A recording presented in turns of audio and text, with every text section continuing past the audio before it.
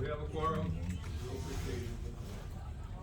We will have the invocation by Jonathan Undershoots, followed by pledge of allegiance by Mary Bigmouth. Stand. Heavenly Father, we come before you today, ask for your wisdom. We have a lot of challenging issues today. Give us the boldness to present what we know, our insights and knowledge, but also the humility to receive the insights and knowledge of others. Come to solutions that work for everyone. Protect the public as they travel and us as we travel today in the snow and the storm. Bless everything in Jesus' name. Amen. I pledge allegiance to the flag of the United States of America and to the republic for which it stands, one nation, under God, indivisible, with liberty and justice for all. Thank you.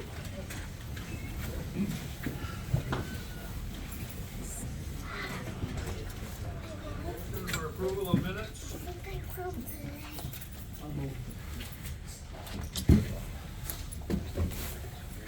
I make a suggestion?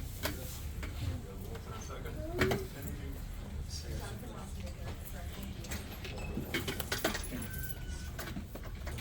So, just as a minor detail, but the highway commissioner job description for the Octane and Bridge inspector certification said 6 to 12 years.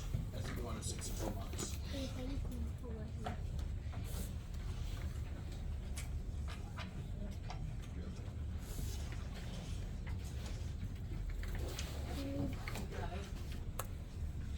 Any other additions or corrections?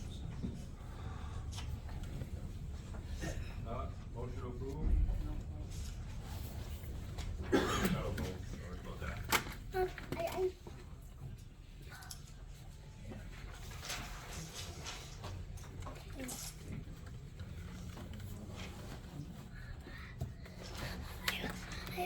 18 yes, motion passed. Majority vote. Okay. Public comment, limited to 5 minutes per person. Anybody want to speak?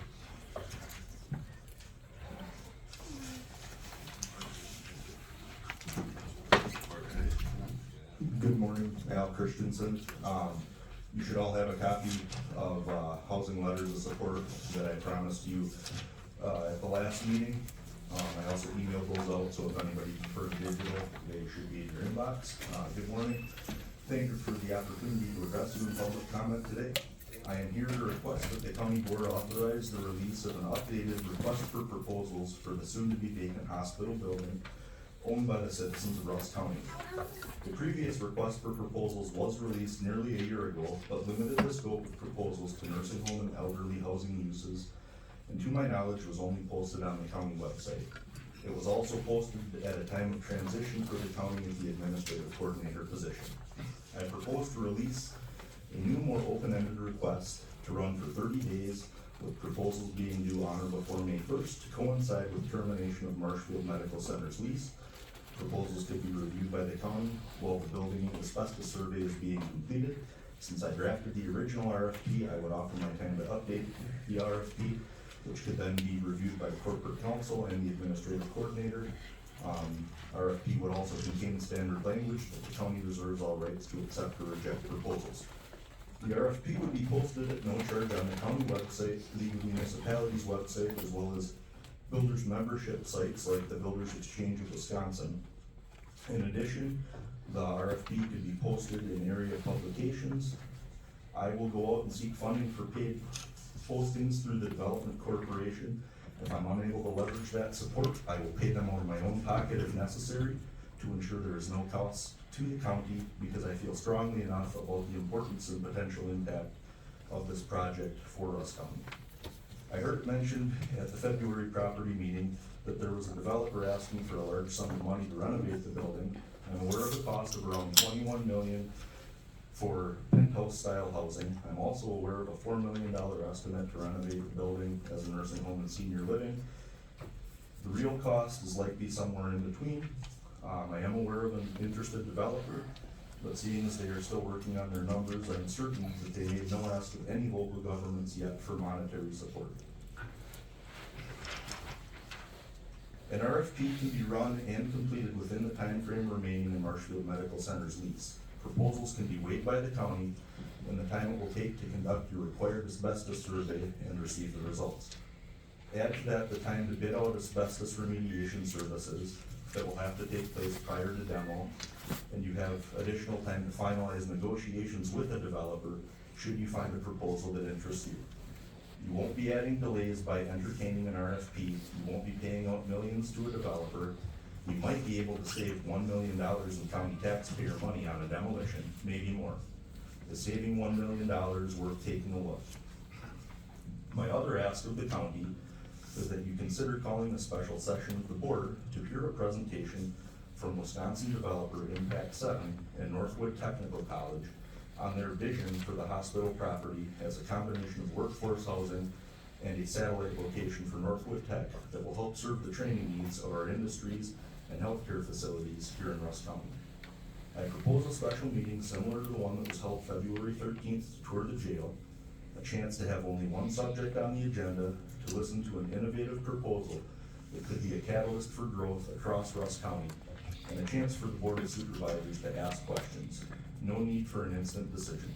The special meeting for the jail was held because it is an item of great importance to the county. As evidenced by the letters that you have in front of you, received from some of the largest employers in the county, it is clear that workforce housing development is also of great importance. From Weyerhaeuser to Bruce, Ladysmith to Tony, Glenflora to Hawkins, and on down to Shelton. It is important from the township of Rusk to the township of Southfork, from the township of Wilson down to the township of Marshall, and everywhere in between. It is important to Rusk County, to your constituents, and hopefully to you as board members. When any of these communities win, Rusk County wins. Thank you. Anyone else wish to speak?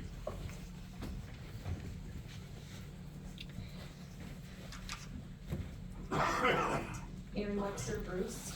Good morning. On behalf of the entire county, thank you for reversing course and granting voice at this meeting.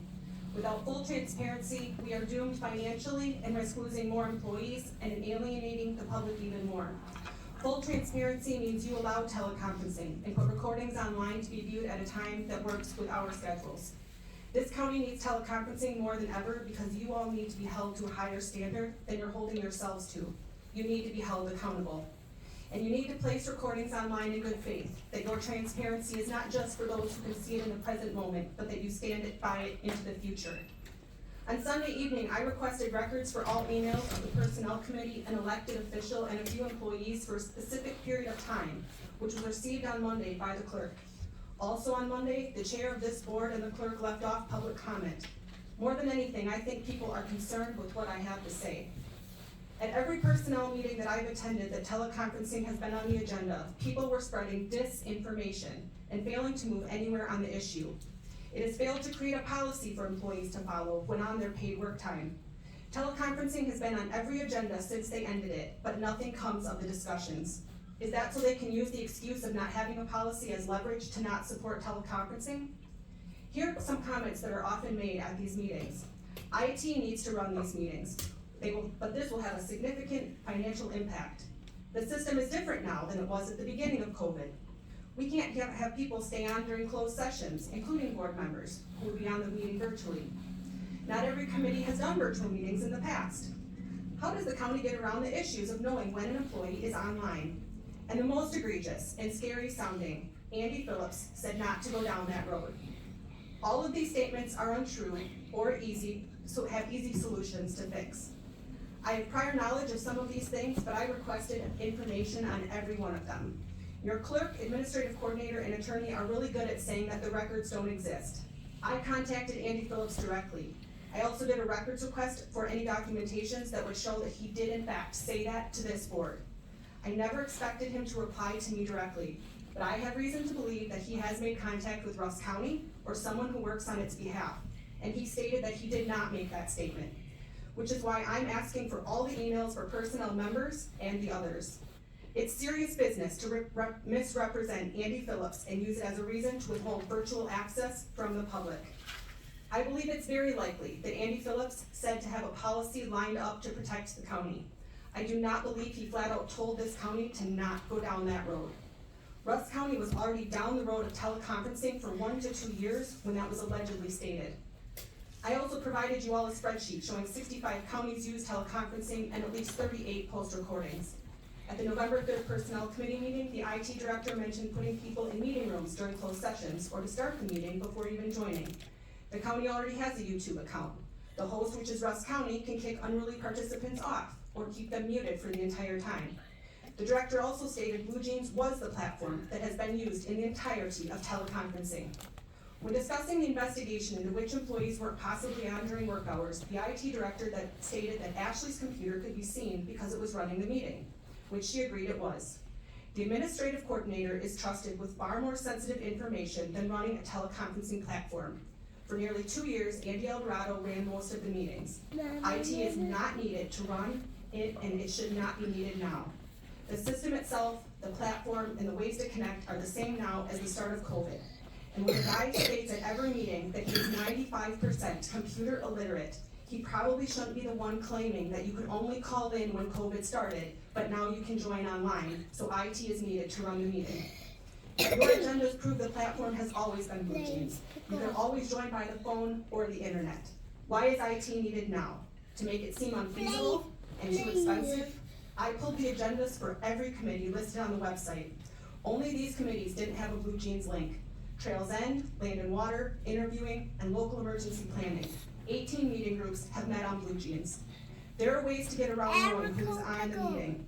Policy should be could be that every participant needs to be seen on the video at the start of the meeting, and then they can turn their cameras off. Someone needs to do the right thing and make a motion to amend this resolution to put recordings online. Everyone do the right thing and figure out how to protect the county and grant virtual public access, along with allowing virtual public access. Think of the people who could have stayed home today. Any of you could have. The public could have too. Thank you.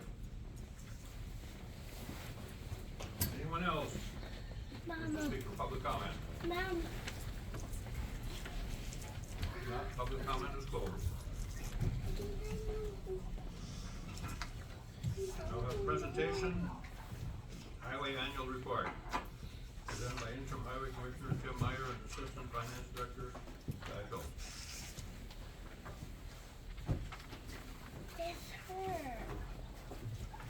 Thank you, Mr.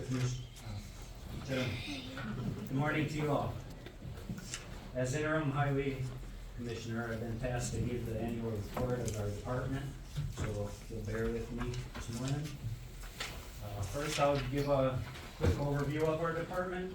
We have 25 employees, 17 are field employees, 5 are in the shop, 3 are in the office, and we do house 1 office personnel from the finance department at our highway office facility.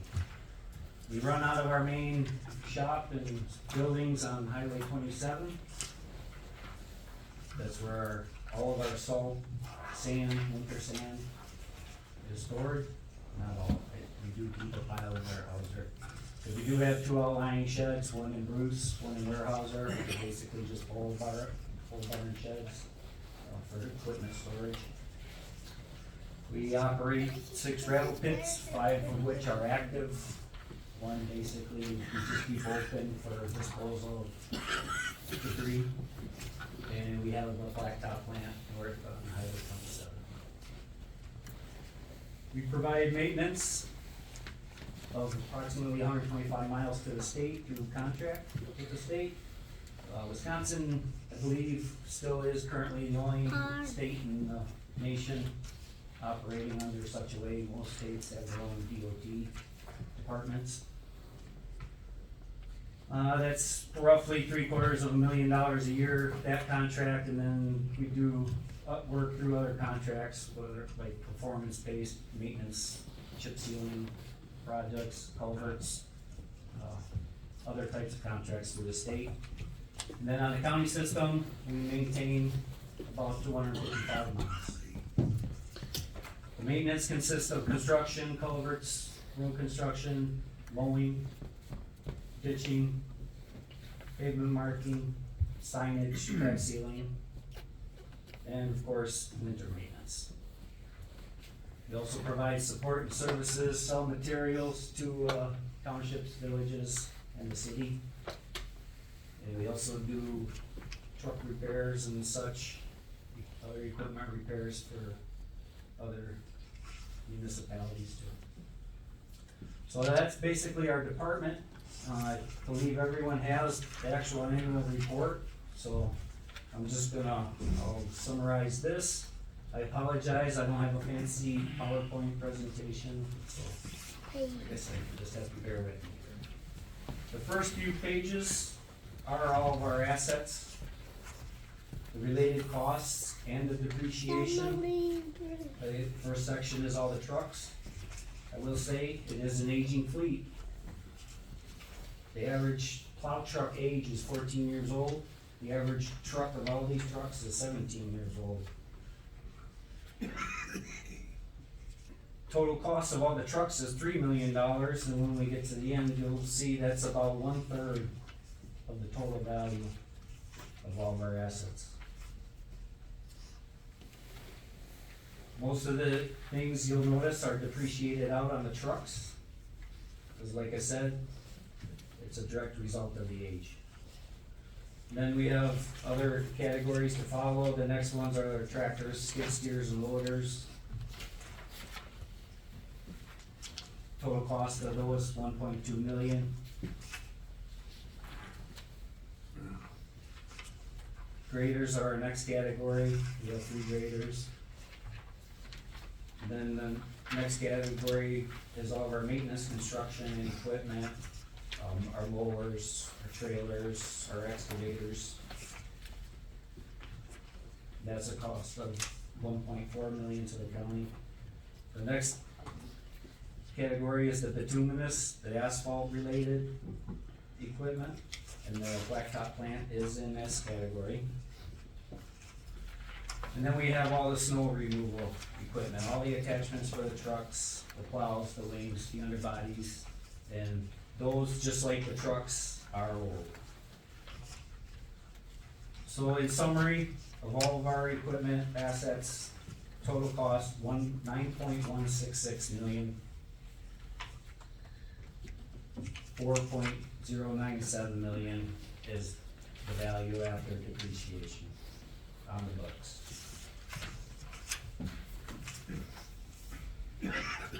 Next is our county road system expenses.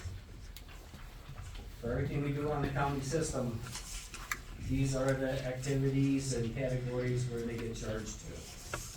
The biggest one you'll see is the maintain roadside drainage. And that is basically mainly culvert replacement. Woody vegetation, that's next, that took a big hit. Well, no, I take that back, I apologize. This is through November 1st.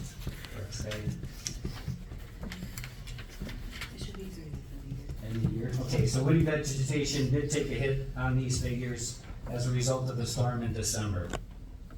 There's still gonna be quite a bit of cleanup to do. Once all the snow finally melts and we can clean up the ditches. And we are working with the emergency management to come up with a figure, try to get some federal funds. I didn't mean to say, if anyone has any questions and wanna interrupt me at any time, feel free. So then the rest of the categories for our expenses follow, and as you can see, for the total year, we had $667,000 in expenses. Just on the maintenance, and then we have signing, which is separate, $54,568. Beaver control, another category, $20,483. Large portion of that is the contract through the USDA. We do contract with them for the trapping between April and October. For the highway, just for the highway department, they trapped 38 beaver. For the county as a whole, they trapped 166. They do a very good job for us.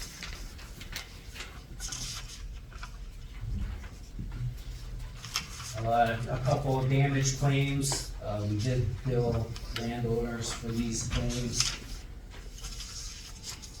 Then the structures are our bridges. See that as a cost to the county, $90,000. Deck expense, $44,258. Biggest portion of that is in the spring, because we wash every deck for the state and for the county.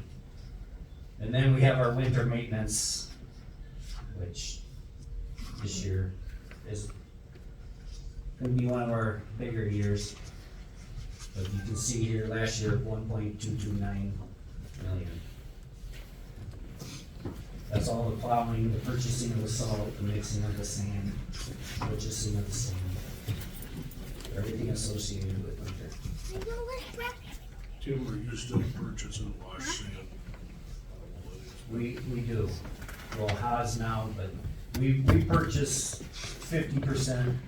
We try to stick with 50% wash sand, and we have a screen sand pile at the Scott Pit by the Blacktop plant.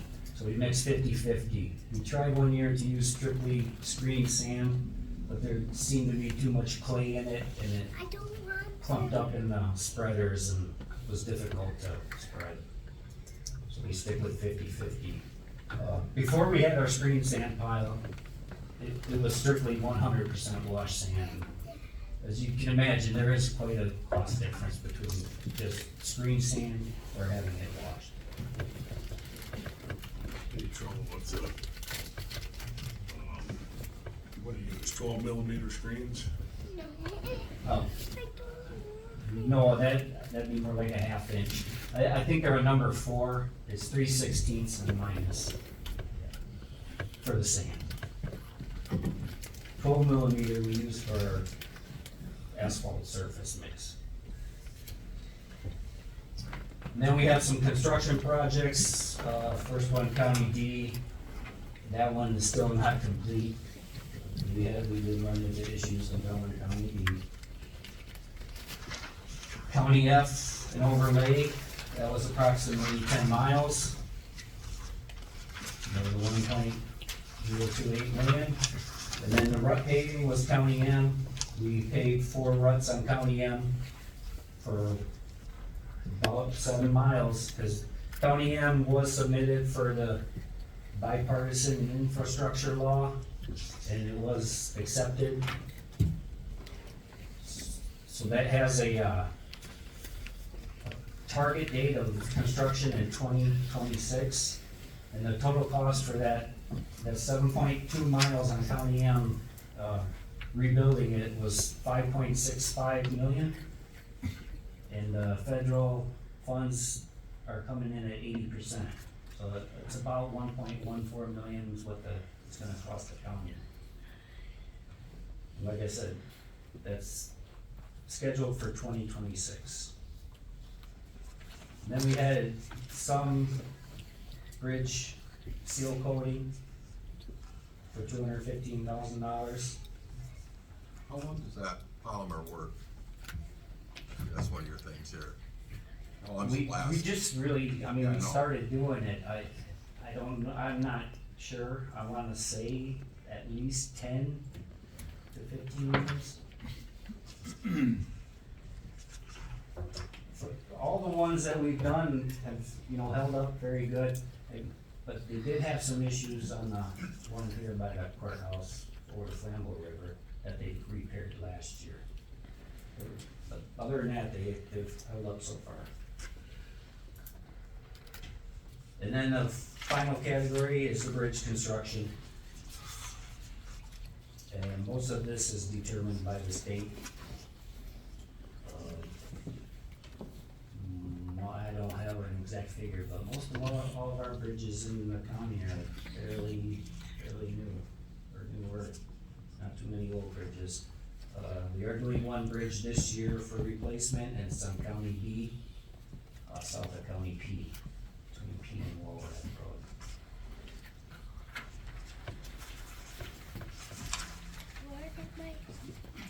So the next sheets are the value of all the roads, the infrastructure.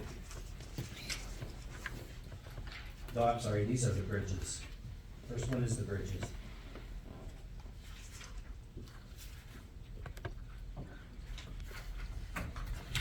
And in summary, total cost of those bridges, $15.4 million. And on bridge programs, the federal funds are at 80%. And the remaining 20%, if it's county bridge, is entirely the county's responsibility. If it's a township bridge, the county is usually 10%, and township's the other 10%. These are all just county bridges here.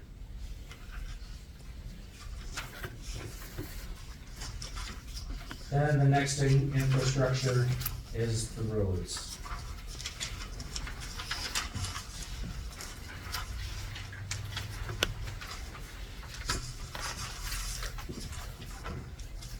So in summary, 56.9 million is the value of all the roads. There's a little discrepancy in the mileage, but the 255, I believe that the 255 is the true figure for miles on roads.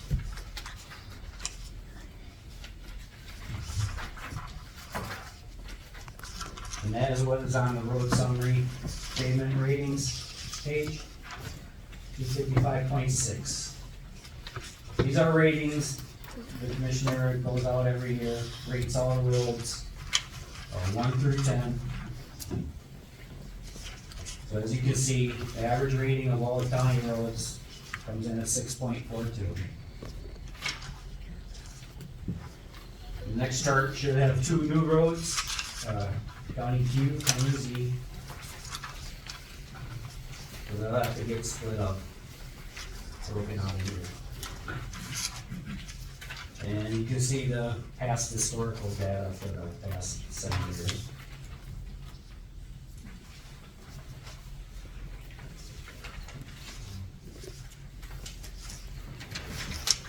And then finally is a 5-year road plan.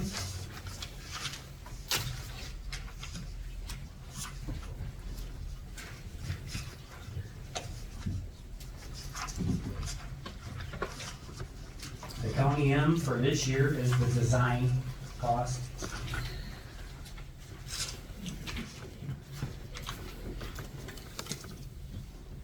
Like I said, it's planned to come in for, well, the date the state has is 2026. On this, it's listed as 2025, so that's gonna have to get moved around and shuffled around, and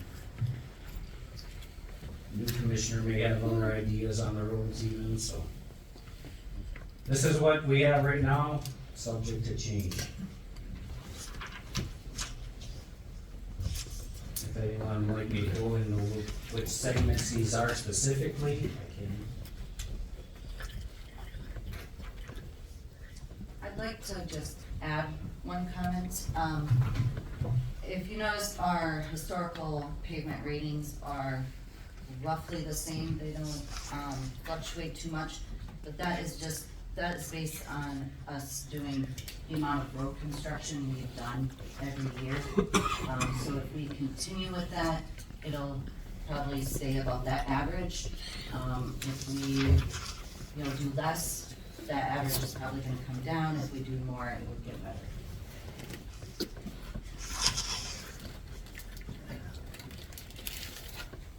So this 5-year plan, is that keeping about the same amount of construction as historic? I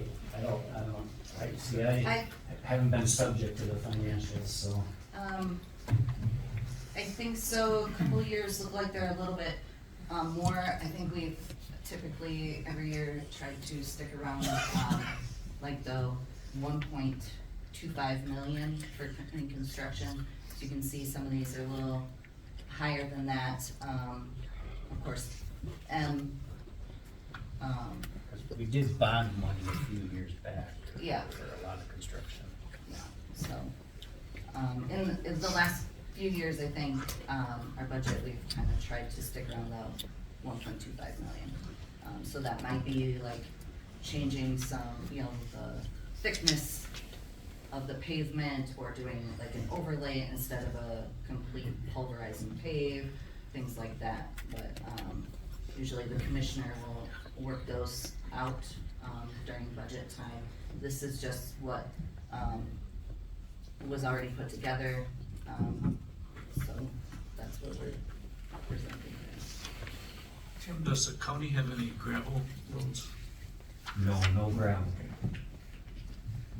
That bond was used up or now, isn't it? Pardon? That bond was used up, wasn't it? Yeah, I think it Most- has been, 8 million on it. yeah. Yeah, that has been used up, yeah. We've bonded more money since then, like every year. Now it's every other year. We do have some funds left from last year that we will use up first this year.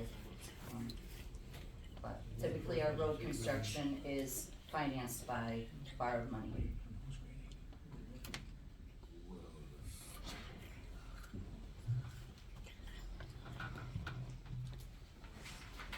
Any other questions then? What's your plan for highway? Ladies, East, I believe it's in 2024. I think they're gonna do culverts this year and then pave it next year.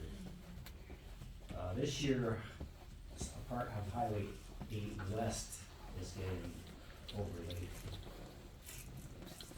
From the county line starting or? No, I think that's from, about Cranberry Lake Road to the Chippewa River Bridge. And that's totally determined by the state. And we've harped and harped about Highway 8 East, cause that's falling apart. pretty rapidly. I don't know how 8 West jumped it, but it's up to them. Right now, 2024. 73 is this year. No, I don't think, I don't think 73's on there. I'd have to check for sure,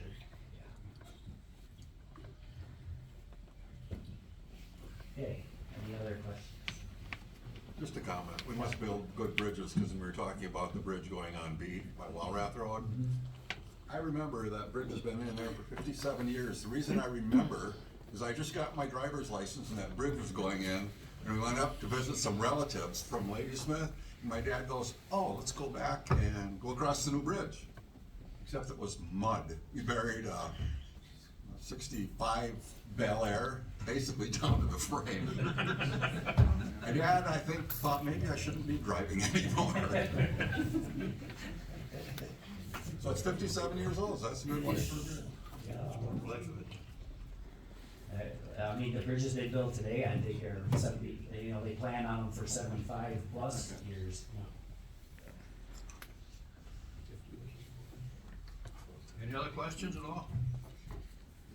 Okay. If not, thank you. All right, thank you.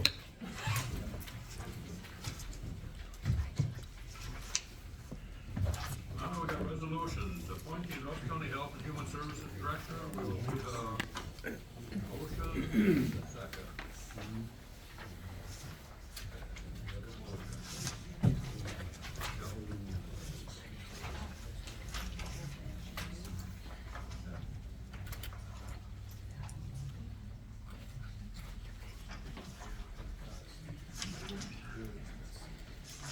Okay, so Jeremy Jacobs and Ashley Nelson are here, and I'll just give an overview.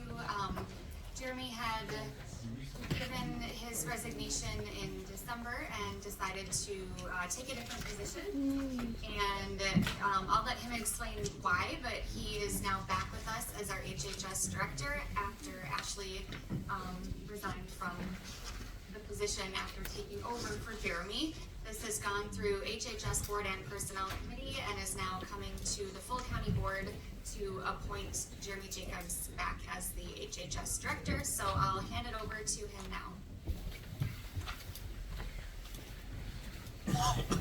Good morning, everyone.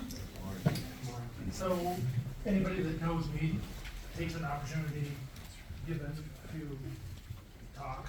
So I'm sorry, I'm gonna make this super brief. Just as Ashley said, good morning, everybody. Mr. Chairman, this resolution is as unique as Rusk County is to our region, okay? I accepted employment outside of the county, and the grass is not always greener on the other side of the fence. I'm the first to accept that responsibility. I'm the first to accept that I chose to leave Rusk County employment, and I expressed my concern to come back to Ashley Nelson in many conversations before we reached out to Ashley Heath and Mr. Rassack. A portion of that decision has nothing to do with Ashley Nelson's abilities or her skill set. The reason that we are a leader in the region in Children and Family Services is because of her and her skill set and her leadership. My rationale for coming back and requesting that is, like I said, very unique. I am a county person. I did not realize how much of a county person I am. I expressed that to Ashley, and only because of her kindness and her willingness to go back to Children and Family am I standing in front of you today making this request. And so it's just that simple. I don't have any additional profound words for you. I care about Rusk County. I care about what our Human Services does for our constituents, and I appreciate your time, and thank you. Thank you. Thanks, Tom.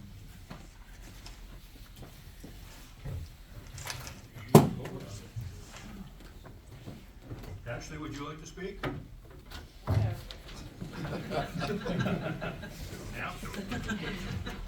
Would you like me to step out? so that he can talk about me, so he can talk about me. Totally. Good morning. Morning. Ashley Nelson, Children's Family Services. First, I would like to say thank you to the board for the opportunity that you afforded me. I am comfortable with the decision to resign and return to my supervisor position, and I'm supportive of Jeremy being appointed HHS director. As I said before, in Personnel and Human Services, I have a great respect for Jeremy and look forward to being able to learn from him. If the opportunity presents itself in the future, if he decides to leave for good next time, I would certainly be interested. Going forward, the next part that I'm going to say is I shouldn't have to be up here addressing some of this stuff, but I would be doing a disservice to myself if I'm not up here talking to you guys about some things that have been upsetting me. I would like to say that the past few weeks have been difficult here. I believe more stressful than it needed to be. I want it known that I have been hearing a lot of gossip the past few weeks, both about myself and other leaders in this building. The rumor mill is going strong. I have heard that a board member may have started some of this. Then I heard it was possibly an employee and a community member. Nonetheless, regardless of who started it and who is spreading the rumors, I am angry and frustrated about it. I have built a solid reputation in my role here and in the community in which I serve. I also live here and I'm raising my family here. I understand that in my position, there are many who do not like me. I have to do some pretty hard things and make a lot of hard decisions. There are people who don't like that. There are people, I'm very well aware, don't like me personally. I'm okay with that as well. What I am not fine with is the place in which I work feeling no longer safe and professional. I have also heard rumors about me or the other Ashley, I'm not quite sure. I want it to be very clear, I don't care which Ashley it's about, it's not appropriate. It's really disheartening that I have to be here preaching to adults about gossip and rumors in a professional work setting.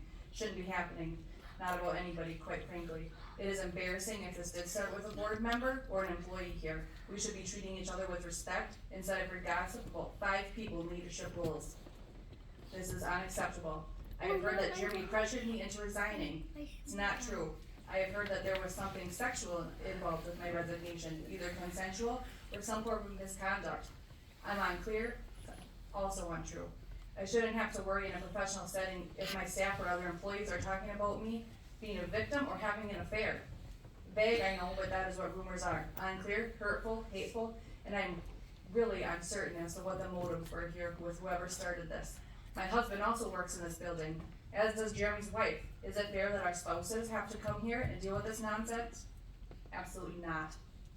My final point is nothing less than we can do better. We can do better as a county team. We can come here to do the work we have been charged with, without having to deal with this drama and blatant lies. Again, I haven't been able to track this back to the source, but I hope it wasn't a board member like I was told it was. If it was, I hope this person stops and recognizes the negative impact you are having on this county and how it affects not only that person, but many people, whether that was the intent or not. If anyone is aware of people spreading this gossip, I hope they challenge them to stop and mind their own business. We are here to help people, not hurt them. I've worked here for 9 years. This is the worst I've had to deal with ever. And I was told the board member started it. Don't know who it was, whether it's true or not. Completely disrespectful and inappropriate. I don't appreciate it. Very disheartening. I love my job.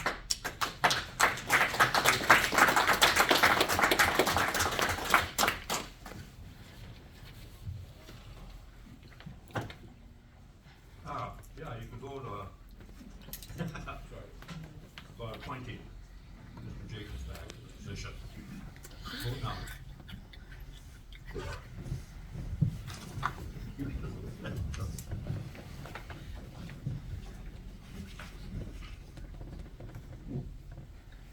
Yes, majority vote. Mr. Jacobs, permanently hired.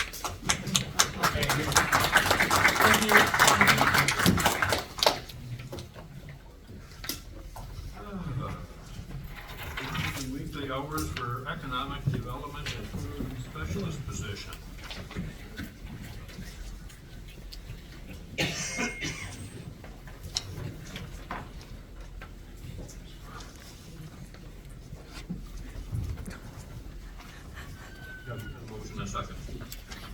So we had brought this to the board last fall when we decided to end our contract with Pilch and Barnett. So we have a tourism and economic development specialist out at the visitor center, and she had been working 20 hours. Now, come January 1st, we are no longer in that contract, so there's more falling on her plate, including website maintenance and email marketing and things like that. So we are asking to give an additional 9 hours a week to the specialist at the same rate of pay. Any questions?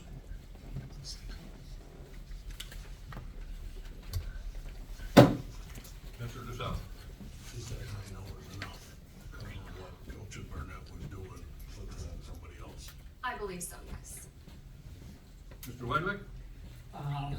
Because not, 9 additional hours, does this get into, retirement pay and all the other stuff and the fringe benefits and everything because she's over 20 hours? Retirement? Yes. Health insurance, no.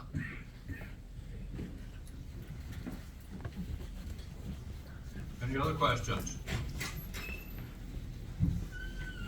If not, we vote now.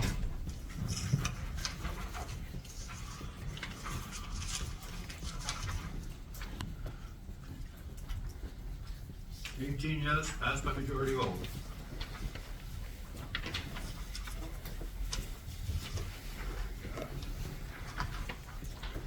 Resolution 2023 ATV, UTV trail maintenance and development. Motion, got a motion and a second. Jared? Are you presenting this? If you want me to, I can. These, so the first 4 here are standard yearly resolutions that allow us to apply for grants and management grants. They're standard things that you've seen every year since I've been here. First one, ATV, UTV, that's for our trails, maintenance and development. Second one, snowmobile trail maintenance and development. Well, let's do one at a time. Okay. Second one, Okay. the first one. Are there any questions on? Any questions from the board? Not, we should vote.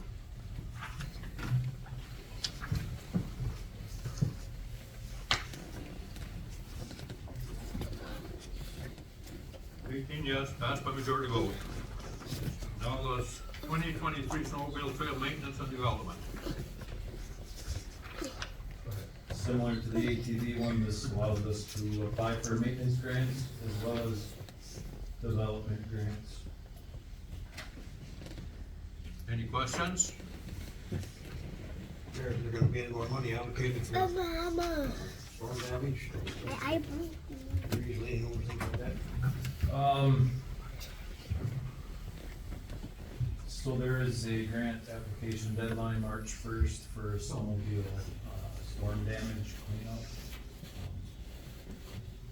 The clubs are still working on completing some more work, in order for us to apply for reimbursement for that. So we'll get that done by March 1st. And then there is further work that will need to be done, and estimated at $30,000 to $37,000, I think.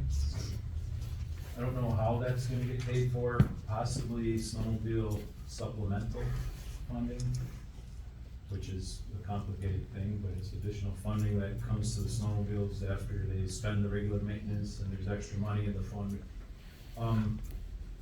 The Wisconsin County Forest Association is also working on addressing this issue, because we're not the only county dealing with it in the state. Most counties in the northern third are.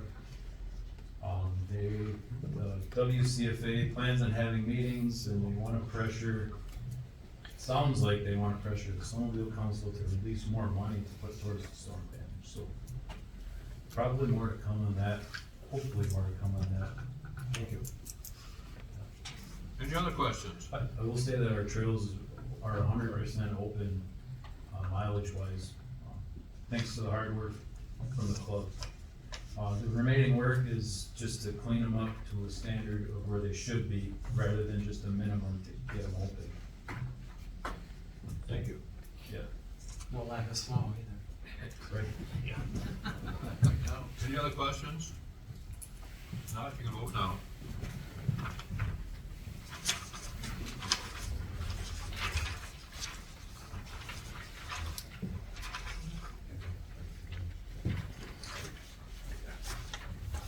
Eighteen yes, passed by majority vote.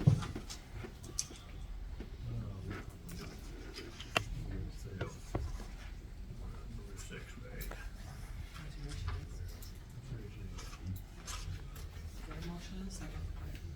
Okay, we got a motion on 2023 County Conservation Aids Program. These are smaller grants, usually around $5,000 to $6,000, which we are a 50-50 cost share on that with the state. In the past, we've used these for parking areas. We utilize this to upgrade our buildings at the rifle range. Some other things as well, hunter walking trail work. Various projects qualify for these. Any questions? If not, you can vote now. Yeah.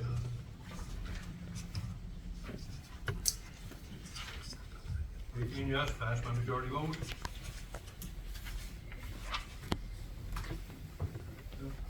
Recreational voting facilities grant.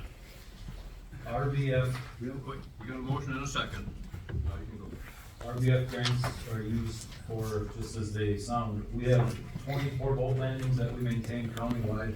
Some are on the county forest, and most of them are not though. But they all qualify for funding through this source. We use it for ramp work, concrete ramp work, or dock work, or replacement of docks. So some are used, some not. We can't carry those boat landings. Any questions? If not, you can vote now.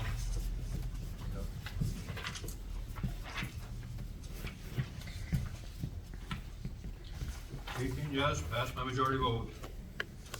Next one is Rusk County Species and Habitat Conservation Agreement. This one is, Wait, new. wait. Oh, sorry. I got a motion and a second. Now you can proceed. This is new and unique. As you may know, some bat species are being put on the endangered species list. So if you were to kill them, you're in violation of the Federal Endangered Species Act.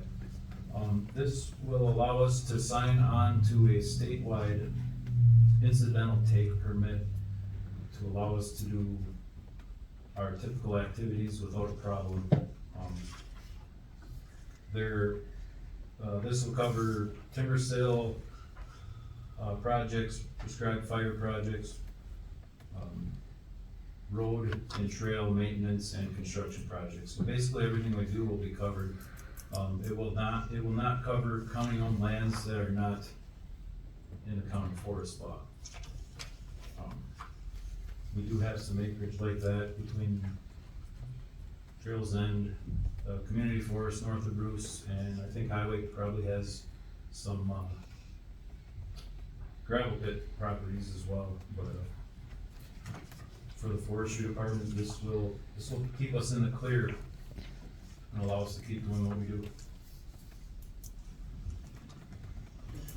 Any questions? Mr. DeSalle? So Jared, then what do you state that, does Highway or any other municipality have to do something like this on their own? I mean, if Highway's clearing some of the pit or whatever, I mean, you say that's not covered, it's only covered in forest lands. Yeah, that's a great question, and I don't know the answer. I think if someone were to go clear land on a highway pit and some random person finds a dead bat that's on the list, then there would be a problem if there's not something done. I don't know though. That's a great question. I could probably look into it for see these bats are listed there, and it says the little brown bat is under review. Which is the most common around the county? Another good question, I don't know. I'm not a bat expert. I think all three of them are kind of widespread, and they just live all over in the woods, in the forest. There are hibernacula that have been identified by the Fish and Wildlife Service. Those are large caves where I think thousands of bats live.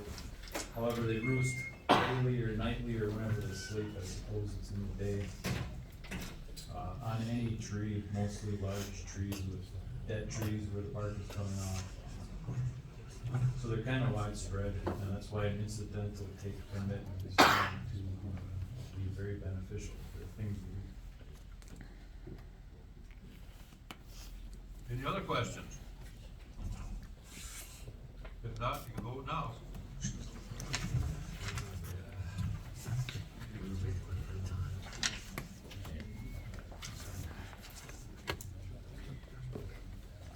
Seventeen yes, passed by majority vote.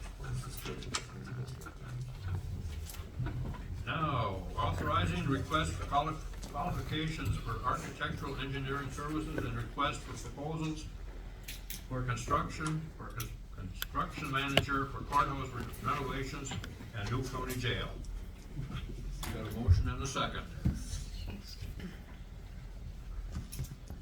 So I am back again asking for permission to put out a request for qualifications for an architect and a request for proposals for a construction manager to look into building a new jail and some courthouse renovations. At this stage, you're not committing to spending any money. We just want to put proposals out to see what we can get back and get a better estimate on costs. Any questions?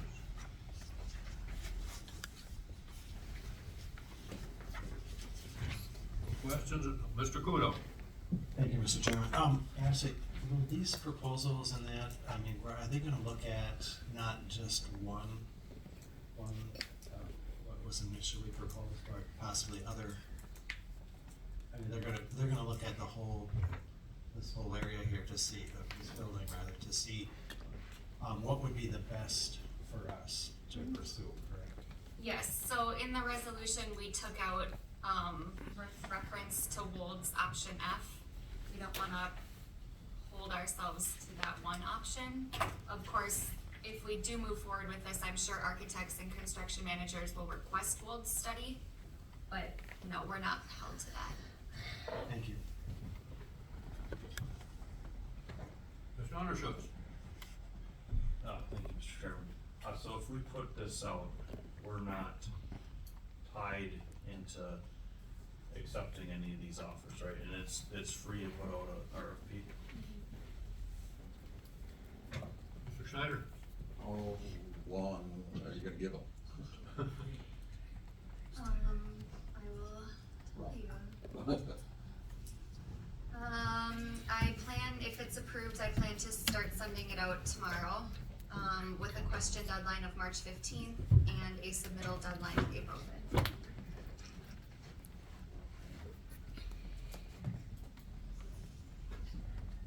Any other questions? None? Vote now.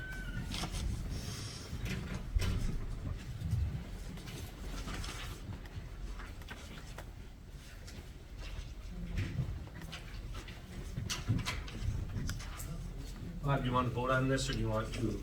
Go ahead.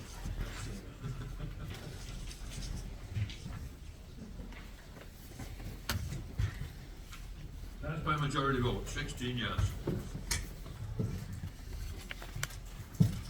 Moving on.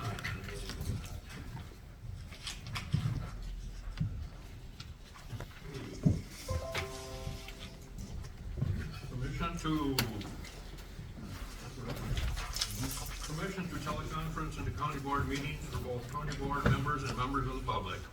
Need a motion and a second. We got a motion. We got a second.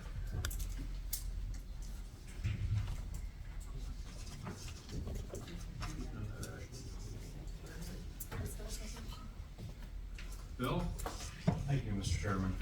So I'd just like to reiterate what was said last time, that both for transparency and convenience reasons, allowing teleconferencing into both the full county board meetings and the committee meetings is in the best interest of the county. And every one of the constituents who've reached out to me about virtual access has all asked that we would allow for teleconferencing both into full county board meetings and committee meetings. No problem. And I think today would be a good example of a day where teleconferencing would probably come in pretty handy with all the snow. I know we had some discussion at the last meeting about who would run the meetings, and the policy today sits on the table as amended. The IT department or department head or designee would ensure that the equipment was there. As far as me personally, I don't care who runs the meetings. If somebody asked me to run the meeting, I would have no problem running it. In the past, I think department heads or administrative coordinator have helped out, but I think whatever is easiest and best is fine. So I have no problems with amendments. I know that there has been a lot of support in favor of the virtual access, and I know that not always everybody has been polite in the way things have shook out, but I would ask that everyone doesn't allow negative emotions to get in the way of doing what is right for the county. I've done a lot of research on the Wisconsin Counties Association, some of the DOJ, different recommendations and stuff, and just last night saw the Department of Justice in 2021 had advised that they encouraged the governmental bodies to make open meetings accessible remotely until the pandemic is over, but then they suggested that we continue to use practices developed during the pandemic that increase transparency. So I appreciate everyone on the board who has discussed concerns and made amendments to make things better in the policy. And I appreciate all the hard work that has been put into challenging and fixing the policy. I think, if anybody has any more suggestions on amending the policy to make it even better, I'm all for that. I definitely want the policy to be as best as it can be, but I appreciate all the suggestions that have been made so far. Now that everybody's had a month to think it over, I think we're ready if there's any more amendments to the policy. Otherwise, I think we're ready to go ahead and vote yes on that. Thank you. Bill Snyder, Mr. Snyder. My dad's not here. Well, hang on here, I got an amendment by Jonathan. You can speak first, but yes, I do. I just wanted to say, I've actually had people now, since this has been being discussed countywide, who say, I hope you do it, because then I'm gonna find out if you're doing the right thing or not. Fine with me. The other thing is, perfect example, why it should happen today. Marty Hoon has been here every time. He's been practicing a minute and a quarter speech to give us. He says, I'm gonna keep it short. I'm sure he didn't feel safe driving today, so it's a perfect example of why we should be doing this. You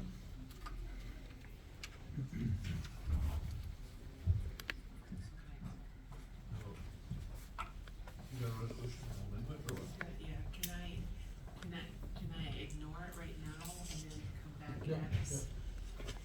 Mr. Hauser. Well, my concern is making virtual on all committee meetings. Who's gonna take care of all the electronics or whatever's involved every time you have a meeting? And how much time is that gonna take?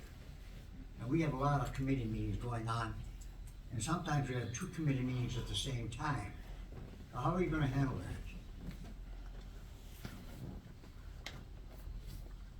How do you handle virtual on 2 committee meetings at the same time? I don't have the answer, so don't look at me. Mr. Undershoots, do you have the answer for that? Yeah, so, as amended policy right now would be that the department head would run the meeting as they've done in the past, or the IT department, so, I guess that's how that would be handled.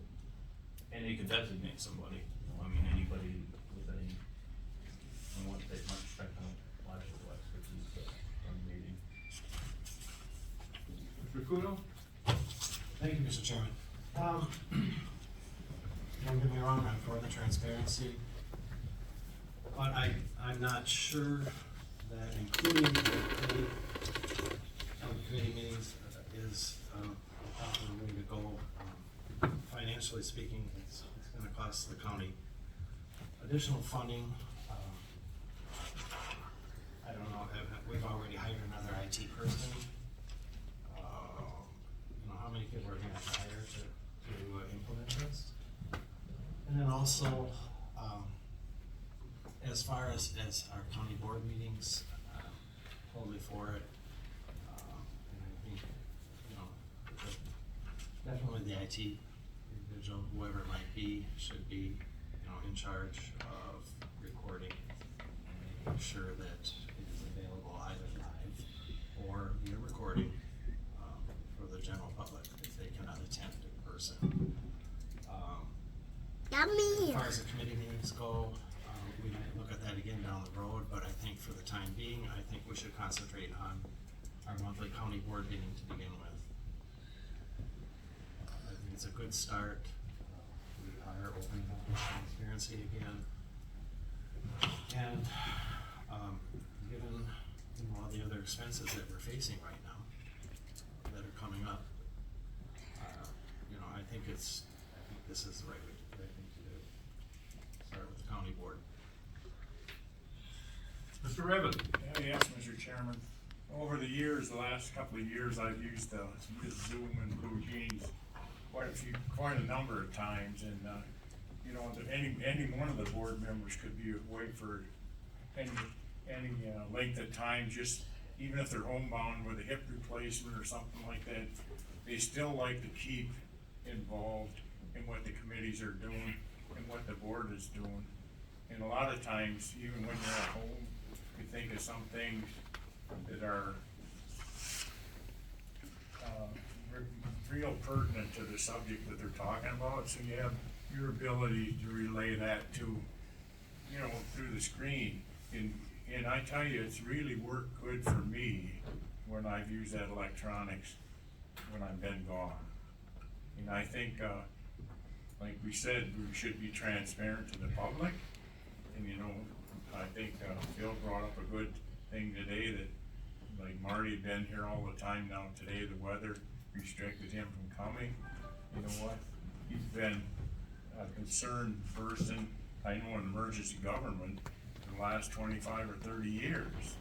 And the thing is, people should have access to it. We have nothing to hide. And you know what? All we can do with the Zoom and things like that, if they can't be here, we can help educate the public that, hey, this is open meeting, and you know what? You're just a part of it, so I think that they should have access. Mr. Schmidt? Yeah, I'd just like to add, being a member of the zoning committee, that we have a lot of public hearings for conditional use permits.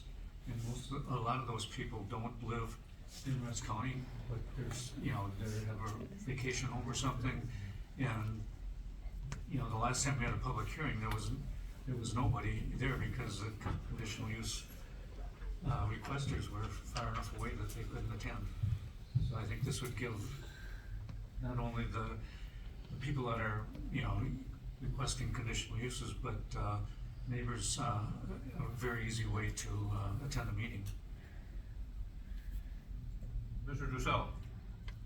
Phil, unless I missed it in the reading, I don't see any kind of an exemption for an ad hoc hiring meeting, which is completely closed session, it's one thing at the end. Is that in there and that I didn't miss it, or no? is not what I think John may have wanted to make. I don't remember that. Mr. Willingham. Thank you, Mr. Chairman. First of all, I think in addressing the issue of the ad hoc committees, it would seem to me that there's a closed session included in the ad hoc committee. Obviously, you would not be using the virtual access for the closed session, but usually at the conclusion of the closed session, you have an open session, and frequently a motion is made in that open session. Seems to me that that should be just as transparent as whatever transpires in any other committee before or after a closed session. I think for all of the reasons that Mr. Undershoots has shared with us, I think the public is concerned. It seems to me that when you avoid transparency, you always are offering the suggestion that there's something nefarious going on that you are afraid for the public to see.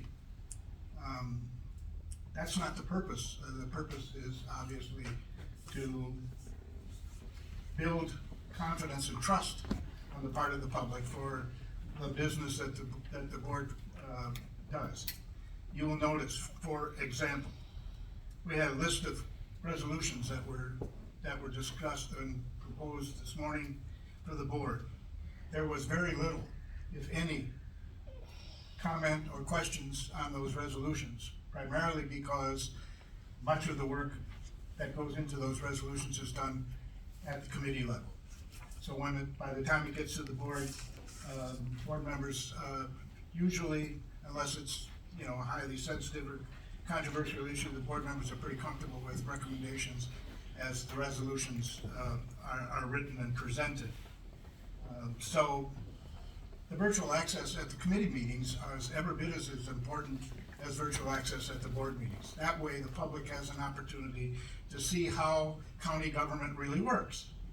We understand as members that a lot of the work takes place during the committee meetings. And so the public should have the opportunity and the right to view how county government works at the most minute area that the county works. I think the issue of cost is there's not a lot of extra cost involved. We already have all the equipment that's been in place for quite some time. We did virtual access for 2 years. I don't think we had any serious issues about connectivity. If you have connectivity problems, it's due to the Wi-Fi system, either here or at the residence of whoever's listening in. Everybody understands that we don't have perfect connectivity all the time. I don't recall that there was any major issues with using the system for committee meetings. So I don't think there's an issue of cost. I don't think there's an issue of the technology is pretty easy. I think most department heads and probably most committee chairs should be able to handle setting up the meeting and getting it online. If on some occasions it's not working properly, then you'd have to call IT, but I don't think that's a big issue. I would also like to just simply ask the question,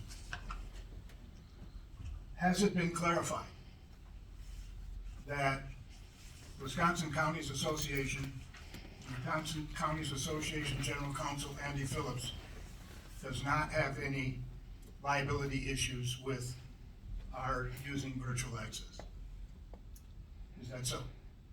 Yes. Okay. So we can lay to rest any concerns about that issue. I would urge the board to adopt this resolution. I guess while I don't know what kind of support there might be for for an amendment, but I think the public has a right to know how the board feels about posting on YouTube or on the county website recordings of the meetings. I think it's quite simple to record a meeting and post it on the website. Probably less work involved in posting a recording on the website than there is typing up the minutes and posting the minutes to the website. So I would offer the amendment to add to the resolution that the county make recordings of the meetings and post them on the website. Mr. Wedwick? Oh, okay, we need a second to that.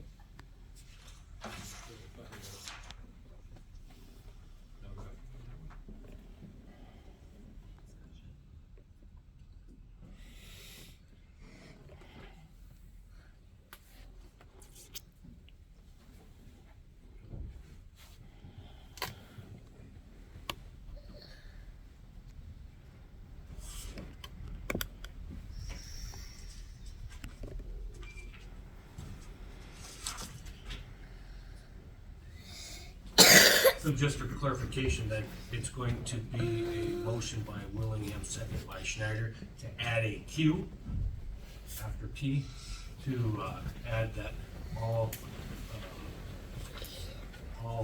recorded meeting, or all meetings shall be recorded and posted to the county website after the meeting.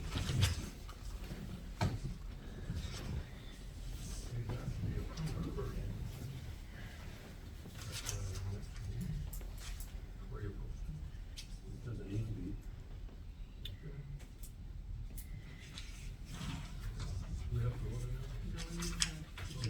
Mr. Undershoots, Jonathan? Yes. I agree that it'd be nice to have the meetings recorded and on the website, but again, kind of Tom's point, let's walk before you can run. Take it one step at a time, maybe revisit that at some point down the road. There's a lot of concerns right now, so I think once we get in this, it won't be as bad as we think, but let's just do one step at a time, and I'd rather see this brought up later once we see what we got. I know there's some legitimate concerns people have, let's work through that and then take the next step. Mr. Meyer? I would agree with Jonathan there. I think we're trying to run before we can walk here.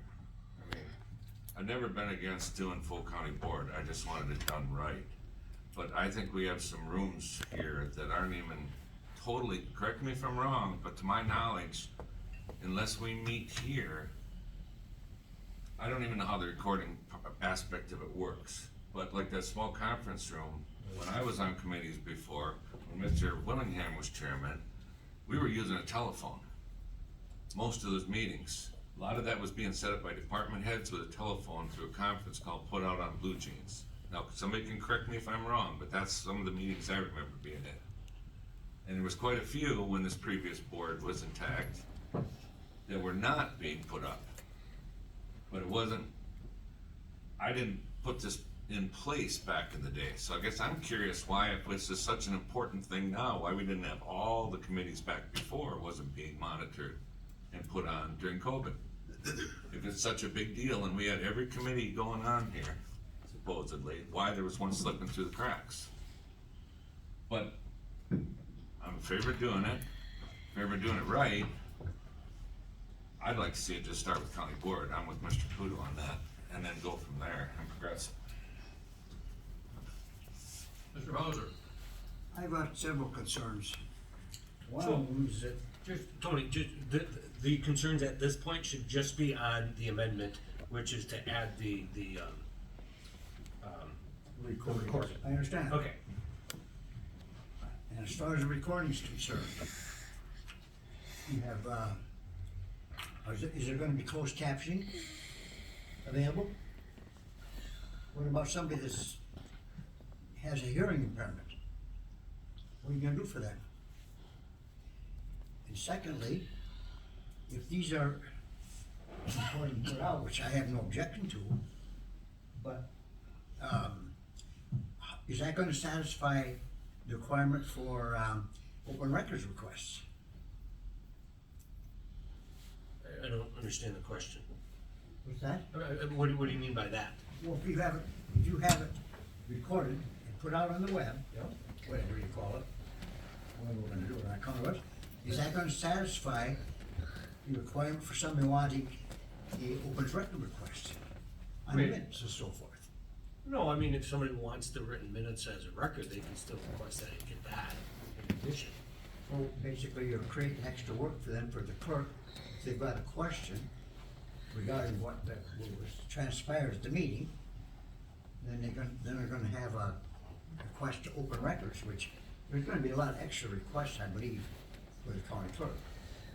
As far as open records.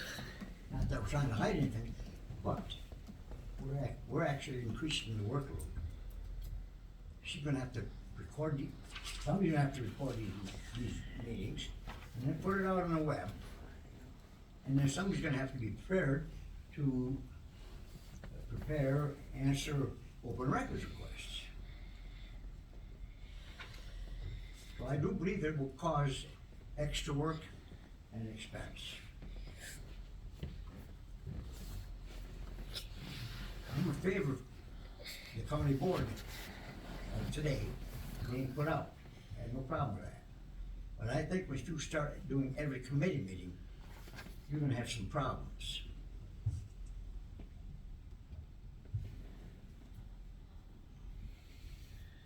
Mr. Willingham? Thank you, Mr. Chairman. Just two questions or two points. First of all, I think that when committees meet in places other than in the boardroom, they won't have access to a half a dozen big screens, which most people can't read unless they're sitting right in front of it in the first place. But all you need for virtual access with Blue Jeans platform and Zoom platform is a computer. So you'll have a computer sitting on the table in the small conference room. Obviously, people won't be able to see everybody as well as they might be able to see it if they're participating remotely at home from the boardroom. But you still can have all of the access, both for board members who might be participating in the committee meeting or the public. So I don't think there's a problem with that. The other point is, I don't know if we are or are not recording our meetings now.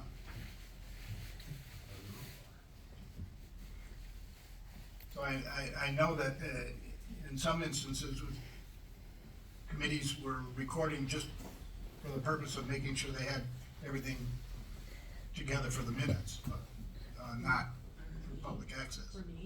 So I don't know if we, but obviously our equipment and our system is open for recording. So I would think that if you had YouTube recordings posted on the website, that you might have fewer public records requests, because people could go to the website and find out what went on at the meeting. They wouldn't have to make a request. So while I think some of these things can be issues, I don't think they're insurmountable, and I would continue to urge the board to open up as much transparency.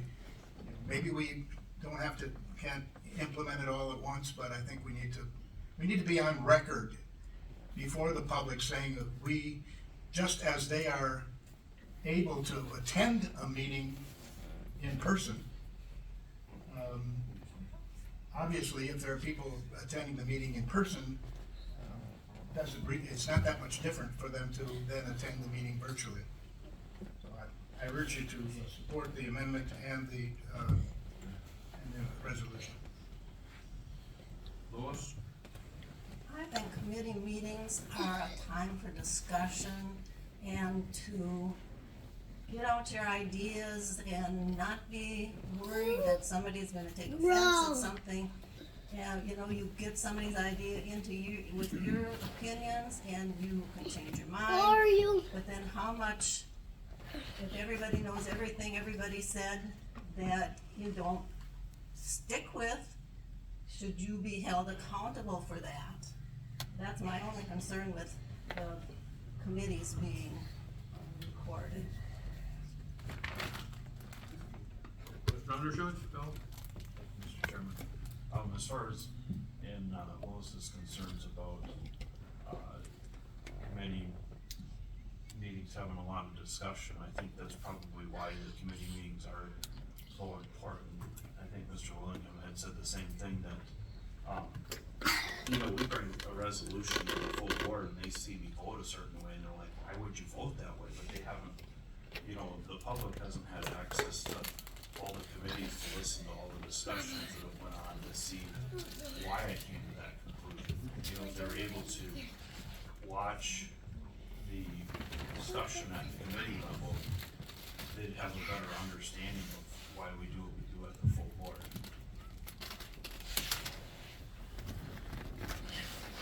Schneider? I'm just gonna make a comment. Rich will probably tell me I can't bring this up at this point, but we have people in the courthouse who should be able to answer a few of the questions that have come up today, and they aren't here. We need the IT people here, 2 at a time. How hard is it to do? What's up with the small conference room? Because there was a TV sitting this side in that small conference room. Now it's gone. I don't know if that was what it was for or not, so. IT could give us some answers. Again, this should be solely on the amendment. Well, you didn't interrupt me, so I kept going. Get your 30 seconds. Unless anybody else has comments on the amendment, and the amendment is that to add a Q to the policy that states all meetings shall be recorded and posted to the county website after the meeting. By all meetings, you're talking about committee and all. Mr. Purcell? Rich, this one's gonna be for you, I guess. I'm not sure, but I thought I read somewhere, and I don't remember if it was in the statutes, and I don't even remember where, it just seems like I read that if you do post a recorded meeting, by law, it has to have closed caption. I don't know that answer.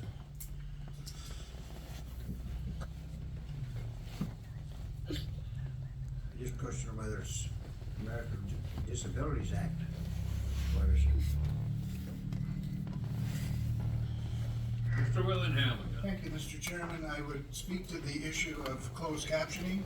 I would think that if the statute required you to have closed captioning for a recorded meeting, that the statute would also require you to have a sign language interpreter present at all meetings if people can attend the meeting that have a hearing disability in person, and you're not required to provide them with written or sign language, I don't think that the statutes would require closed captioning on any videos.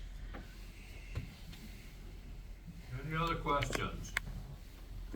If not, we gotta vote on the amendment, to add a what, Again, the amendment is to add a Q. All meetings shall be recorded and posted to the county website after the meeting. vote on.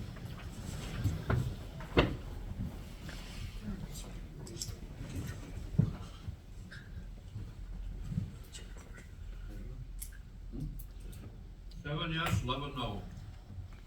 The motion failed.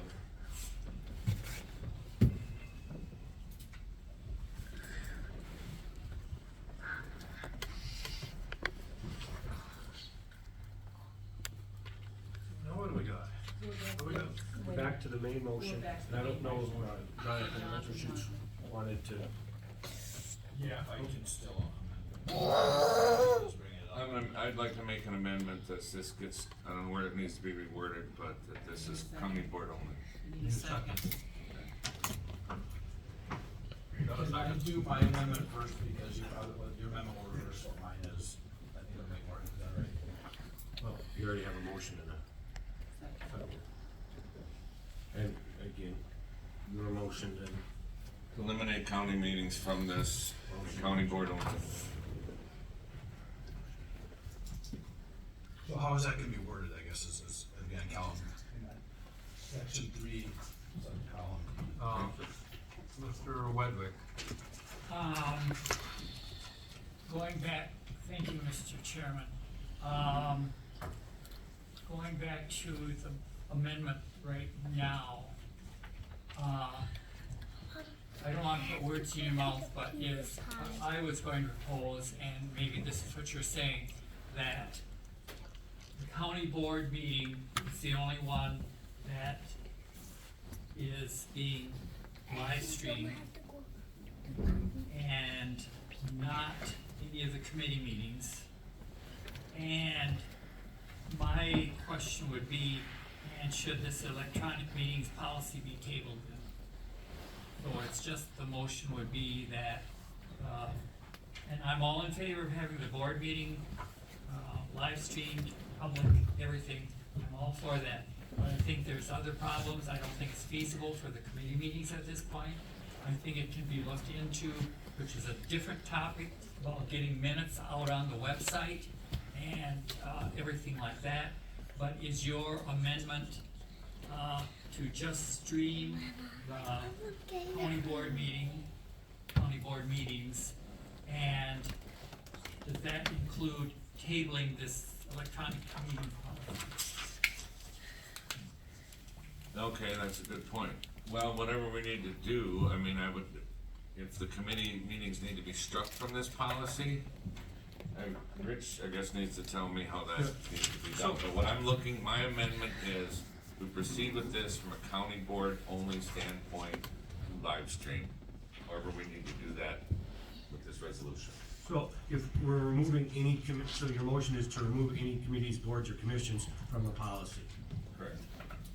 Okay, so, that's a second priority too, right? So, for the, so what you're striking then, just if you wanna follow along, is under policy 2B, you're gonna remove on the first sentence, or any of its committees, boards, or commissions. And then 3A? Yep, and then 3A, the last 8 words, or any of its committees, boards, or commissions. I believe those would be the 2 strikes. And then it would apply only to the county board.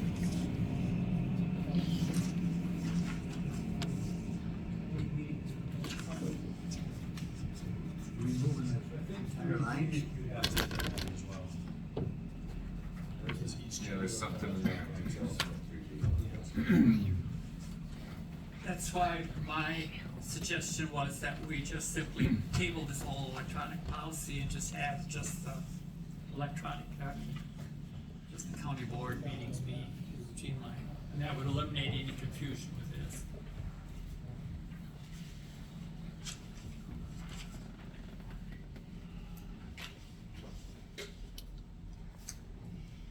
Is that your motion, Terry?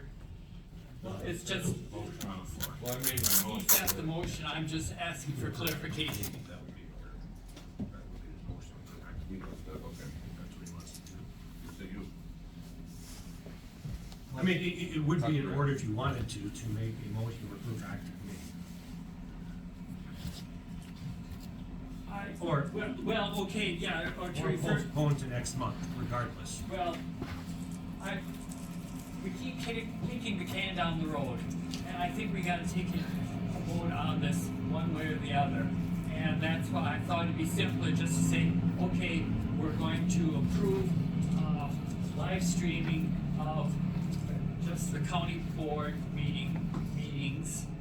And then if we table this electronic meetings policy, then we don't have to worry about anything in there, because we already know, it's set up for just the county board meetings.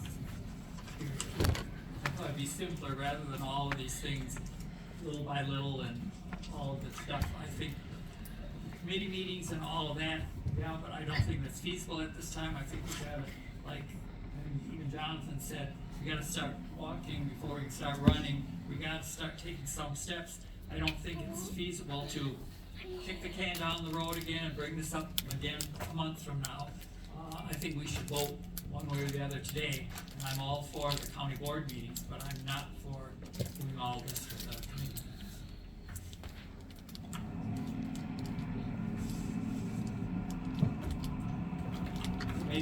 just a comment, and just to clarify what you meant by your amendment. Well, I want everything stricken regarding committee meetings, that was my intent.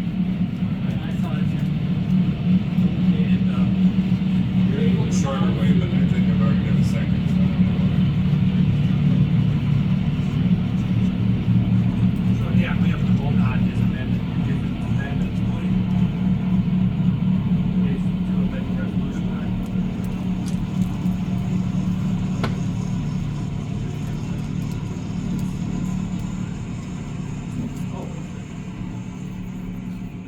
And again, the motion is to amend the resolution to have the electronic policy to apply only to the county board, which is not committees, board.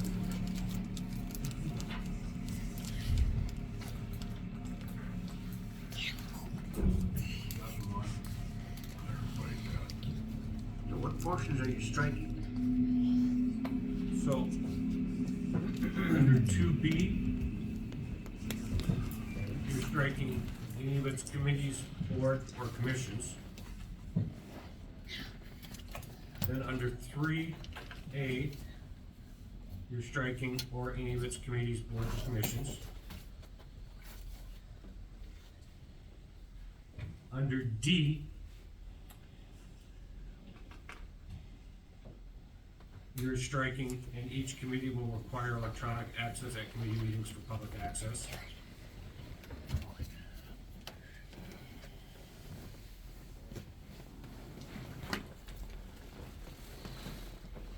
I think that's all I have. I think we should do an and county board member access on D, because that's already covered in the first sentence. Oh, strike the rest of that. So under D, you're gonna strike from and each committee through the end of that, paragraph. And then in E, it said or committee at the end.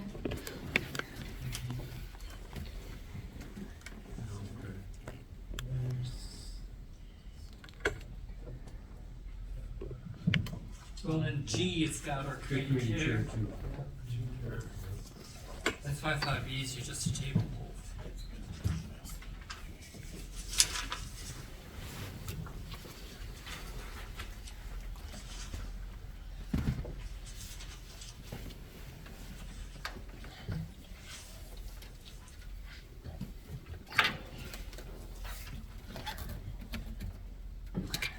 I think that's it then.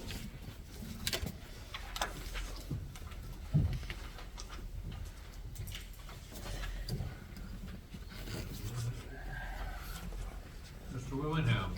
Thank you, Mr. Chairman. Once again, I'm having a hard time understanding why we are troubled with resuming doing something that we did for 2 years with little, if any, major problems. We did it, it worked, the public had access to the meetings. I don't know anything that anyone on the board or on any committee would say or do at a meeting that they wouldn't want the public to hear or see. And if the public is allowed to be here in the room, I don't know why they wouldn't be allowed to also view the meeting online. Seems to me we're sort of saying, well, you can participate in county government, but we're gonna try to make it as difficult as we can for you to have that access. I think all these changes in language are just sort of, I really think that the input that I've received and heard from the public is that it's the committee meetings that they really feel need to have more open and transparency. So I would oppose this amendment, and I think that we will not be satisfying the public. We will not be furthering trust and confidence in the way the board does its business if we say, well, it's only on board meetings, not on the committee meetings. Thank you. Bill. Thank you, Mr. Chairman. I'd just like to make the comment that in 2010, I visited China, and while I was in China, I stayed in the big city of Beijing. There's a lot of people there, and I felt relatively safe. I wasn't worried about being mugged. I wasn't worried about being robbed. And I guess I was safe, but there's a lot of people in China who, at this point, it's been generations removed. They don't even understand the freedoms that they've given up. And the government there is pretty safe because they don't allow people to speak out. I mean, I've heard from people in China that if a protest is starting to happen or people are starting to speak up against the government, suddenly everybody's cell phones will just stop working. And they'll say, oh, there's a problem with the towers and stuff. And it's very safe for the government. As a matter of fact, they don't allow citizens to have firearms because they're worried that citizens would rise up against the government that doesn't allow them to be involved in government as much as possible. So I think the safe route would be probably not even to allow access at all. We could always say that there's always a chance of liability. For liability, yeah, it's probably safe to not even allow anything, but we live in the land of the free and the home of the brave, and I think that this is something that, yeah, we can play it safe and not allow anything, but as much access we can have to the public, the better it is for our community. Mr. Kudo. Thank you, Mr. Chairman. Just wanted to say that I don't feel that the suggestions here to remove the committees for the time being is something that's gonna be permanent. What we're saying is that we're looking for the transparency. We wanna start out with the county board meetings and, feel the waters, test them out. Granted, I'm sure you've done it before, but you know what? This is new for us. For me, it is. And, I wanna see how this goes. And, at some point, once we get all the issues ironed out with, if there are any, with the county board meetings, we can go on and start to include the committee meetings. It's as simple as that. We're not saying no committee meetings ever. We're just simply saying, like Jonathan said, let's start out walking. Mr. Taylor? I agree with Tom. I have one question, I guess, for everybody in here. Has anybody called any other counties? Talked to them to see how they do their virtual?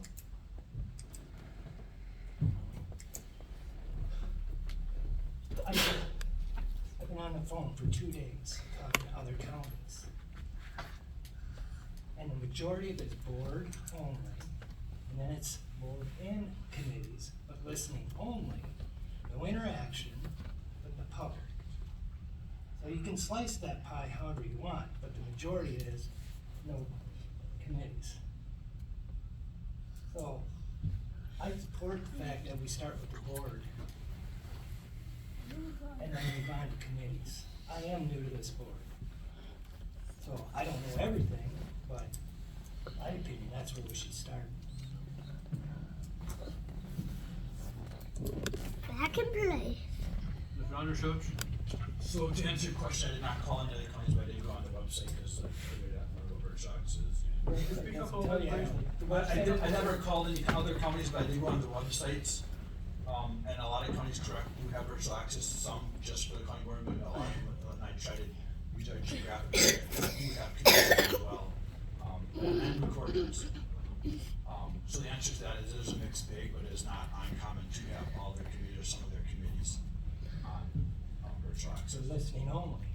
Yes, and that's what this policy is. And no interaction, that's the big thing. But this policy is listening only, that I would 100% against, it's too much interference, and that's how this policy is written.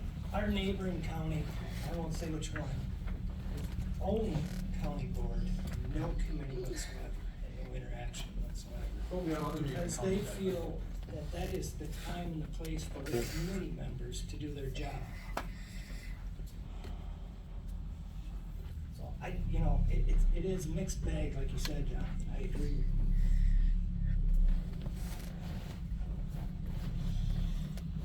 Any other comments? Okay, go ahead. I'm happy, good, sorry. But to me personally, my personal belief and opinion is that doing our job is giving the public access to the room so they can know what's going on, they can be aware, or at least have that option to be aware and be more open and transparent. So I guess it's a matter of interpretation of how doing our jobs is. Mr. Willingham. Thank you, Mr. Chairman. I appreciate the opportunity to speak once more and just say that I think we all understand that we are not required to do this.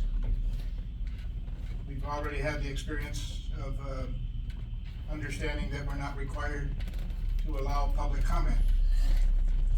But the fact of the matter is that sometimes you do the right thing because it's the right thing, not because you have to or you're supposed to or someone forces you to. And it seems to me that this is one of those times. We need to do the right thing. We need to be as transparent as we can be. And transparency at the committee level is just as important as transparency at the board level, indeed I believe more important. When we're hashing things out, when we're discussing options, that's when the work is being done and that's when the public should have the opportunity to listen in. I don't understand why anyone would have something to say that they didn't want somebody to hear on their computer screen or that somebody sitting in the room couldn't hear the very same thing. So, and I don't think there's a lot of technology problems or whatever. I think if we kick this down the road again, as far as the committees are concerned, who's going to take this up and make sure that we're just postponing it now and somebody's gonna have to keep bringing it up until we get it done. And I think we ought to get it done today. We ought to set aside the concerns. We can work them out as we move forward. I keep telling you, we did it 2 years without any major problems, and I don't know any problem that exists now that didn't exist then. So I would urge my colleagues to vote against the amendment and to adopt the resolution. Thank you. Mr. Meyer. It seems, I'm not quite sure why, it sounds like everybody's in favor of doing something, I may be wrong. And I don't understand why everyone's so scared to at least get it started, and why we have to jump in with both feet when we really don't know what we're jumping into. Yes, the other one was done, and I'm not well versed on the rules that how it was originally set up with COVID, but evidently the previous board, we never took, and I was part of it, so I'm not just gonna blame everybody else, we never took the time to solidify it. So, and everyone has their different views here, obviously, on whether it should be committees or not. I'm not saying, and that's what I kind of feel like is being said here, but that's just my personal interpretation, that I'm gonna be against going to committees. I just like to start somewhere with it. And I think the county board's a safe place to do it. We've got the technology in here, cameras up there. I would assume it'd be very easy to do the recordings, but we don't have the people in here that we can ask the questions as to how much, this is gonna take to get into the committees too. Maybe it won't take anything. I don't know, but to Phil's point, we don't know, so we're just gonna jump in both feet and then wonder about it later. I think that's really poor government, in my mind. That's all I got. Mr. Wedwick? We've been hashing the same thing over and over. Can I call the question? To vote? It's up to you, Chair. Mr. Chairman, I call the question to vote on this amendment. On the amendment? Yep. What is the amendment? To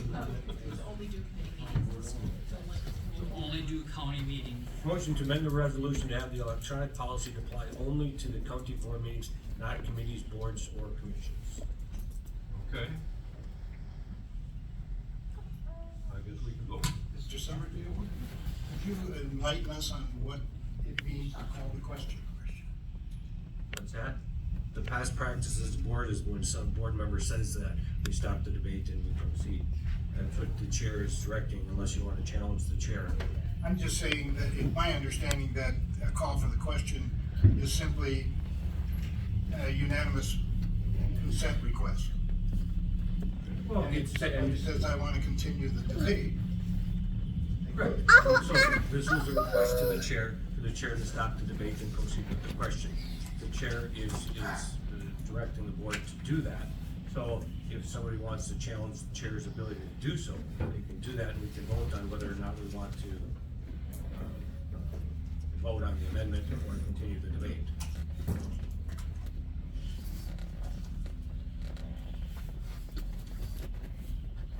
We can vote on the amendment then.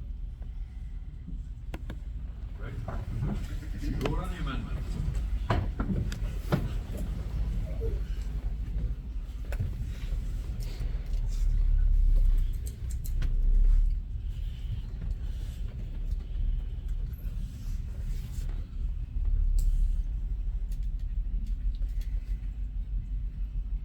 Yes, 7 no, passed by majority vote.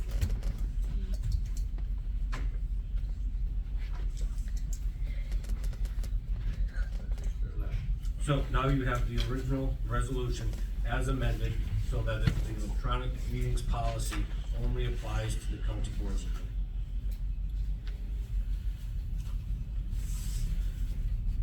Discussion.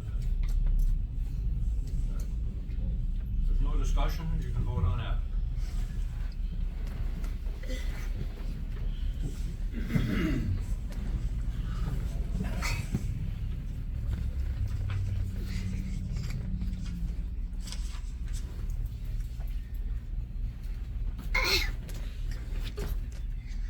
Yes, 1 no, passed by majority vote.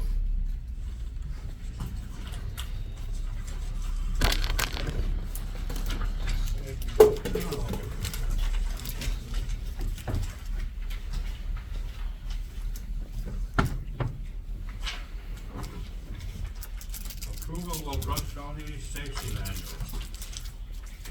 Need a motion and a second?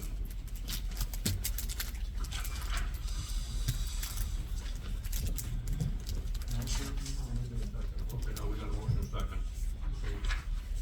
Mr. Kudo? Just pertaining to the last resolution that we passed, we'll start next month.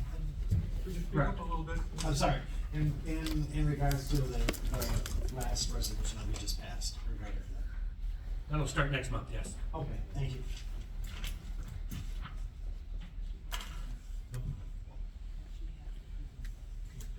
So this is just approval of our safety manual. We contracted with Dustin Thompson from Keeping Safety Simple to come through our building with suggestions for training. And it's quite a long manual, and I hope you had a chance to look through it, but he bases most of our manual off of OSHA guidelines. I don't know if anyone has any specific questions. Mr. Schneider? I just have to ask, how many confined spaces do we have? I know villages have them a lot because of other things, but do we actually really have any? I believe it was. There was one on the fairground. Yep. Yeah. I was gonna say, I know one. That one, yeah. Mhm. Okay, I was just wondering about any other ones, And I because think that's a possibly big, only- long section in there. Only certain departments are required to take certain trainings. Okay, So I think confined space falls to like maintenance and highway. yeah, probably. Mr. Raven? Yes, Mr. Chairman. I've never seen it. I haven't seen that safety manual. Could you email it to me? It was emailed with the packet. Yeah, could you email it to me too? Sure. I would appreciate it. Any other questions? If not, do you want to vote to approve?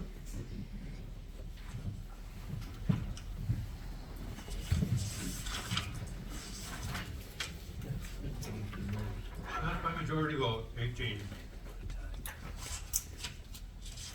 Approval of forestry technician job description. Need a motion and a second.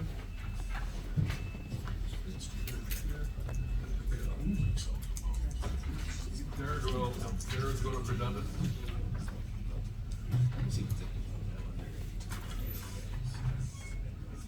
Go ahead. So, February 10th, Rick Wilson gave his resignation as of March 3rd. We're trying to replace him in a little different position. We wanna hire forest technicians that are more suited to what we need currently. It just so happens that he had a CDL, and so he was able to ferry around the skid steer that we rent from highway department. When we use it for various things like boat landing dock removal and placement, mowing operations, other projects at the parks. So without him, we don't have anybody that can pull this machine around for us. I spent some time, figured out that it will require a Class A CDL. I did not bring this up at the forestry committee meeting. I failed to recognize the problem at that time. Went to personnel this morning and they approved it. What we're trying to do is require a CDL within a year of hire. Can you just take a pause for 1 second? Sure. Thank you. Is the second up yet?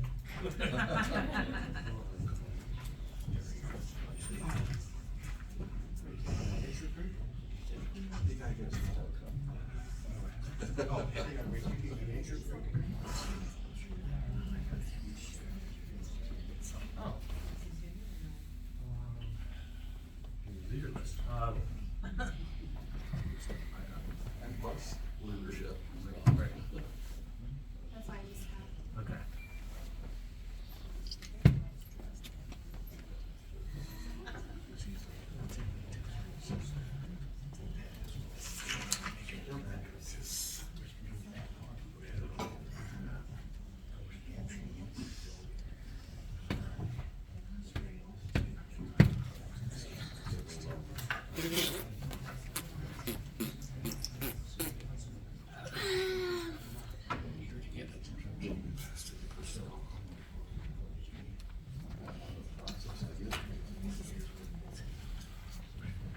The rules have changed.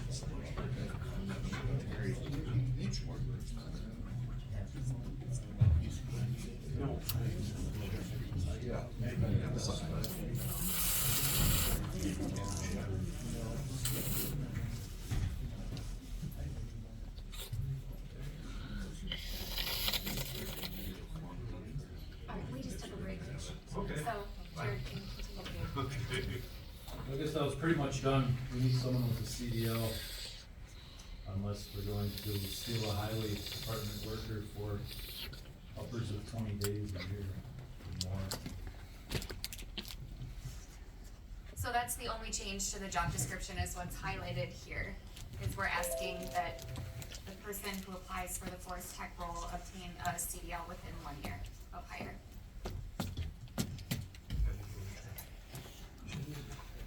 No, I'm not playing.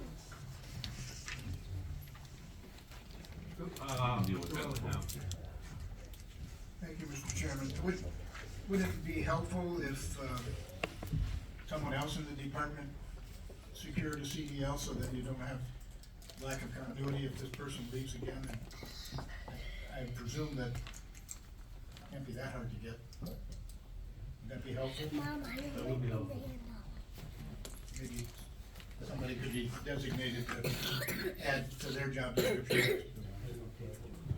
Yeah, that's an option. I have not asked members of my department if they would like to do that. I understand if you buy a motorhome, you can tow anything with a motorhome without a CDL, so maybe that. Maybe we should buy a motorhome? Lois? And I was wondering what they're gonna do for the year, cause you can't do it, you won't have anybody for a year. Potentially. I think they, We'll have to limp through and borrow a man from highway department with a CDL in order to move that machine around for us. It's gonna be logistically ugly, but nothing goes smoothly. Mr. Stout? She asked the same question I was. Okay, Mr. Schneider? This is probably either for Terry or Jerry. How hard is it to get that license? Anywhere between $2,500 and $6,000, and anywhere between 2 months and 2 years schooling.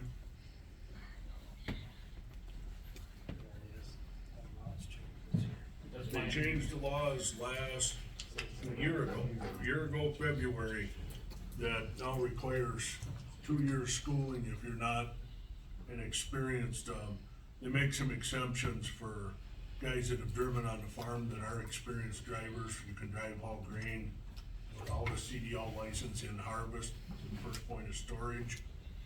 They have made some schooling exceptions for some guys like that, but if you got somebody that's never driven, don't know nothing about it, it's 2 years schooling and upwards of $6,000.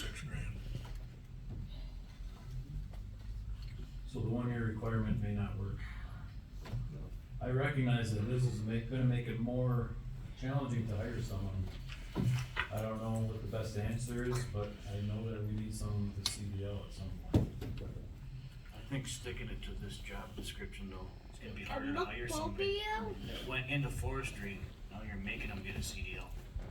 I agree, it will be harder. You're gonna have way less applicants because you're putting, who's gonna pay for that? Somebody can take a new job and it's gonna cost them a bunch of money to get in that position. Yeah, Price County requires it on their forester, and I think it's a challenge for them continuously. Mr. Stout? Well, the highway department, we hired a couple that didn't have it and they got them pretty fast though, so. But they worked with highway, they get trained through highway driving. That's different where they, there's only a couple.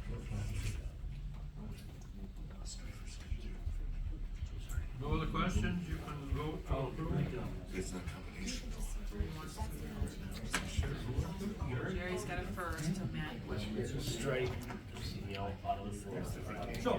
So then, thank you. So the only change on this policy is to add that. So we don't need to make an amendment. It's you're gonna vote no if you don't want the yellow on there. And then it's back to the original policy. If that makes sense. Yeah. That's what I was Okay. It's gonna be easier to hire. And they went to school to be a forester, not the CDL to drive truck.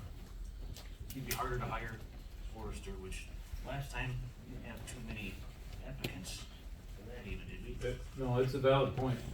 It's gonna be harder to hire if we make them have a CDL. Now it's costing them to come work for us because we're making them do something more. There is one other stipulation on that too.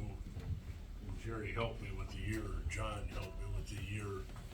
After 2010, 2011, somewhere in there now, anybody that gets a CDL is required to hold a federal medical card. 98, okay. I'm grandfathered in. Yeah, so am I. But they are required, federal medical card now to even take the CDL. Ready to vote? You are? Go ahead and vote.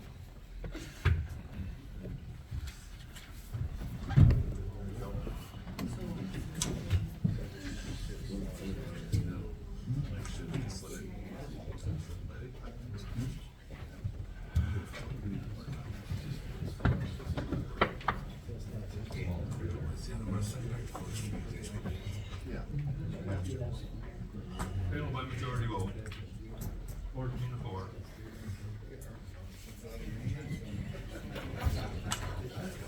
I believe. Closed session? We gotta approve this motion. Yeah, it's done. it's done. So It stays in effect. The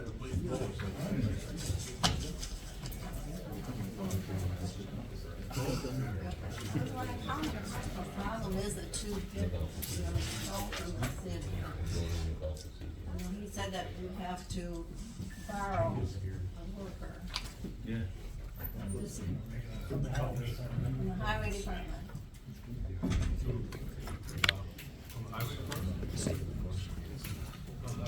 From the higher department? CDL.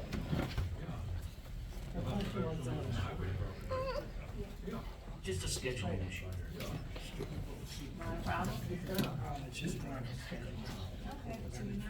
Okay. A, B, C, and D. For the highway, I think, or for the hospital, I think he wants to.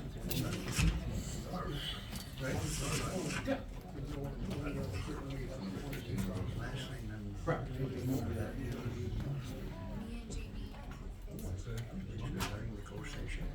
We're, going into closed session for use of Rusk County Hospital Nursing Home Building and Marshfield Clinic Building after termination of Marshfield Clinic leave for Rusk County. Need a motion to go into closed session. Second.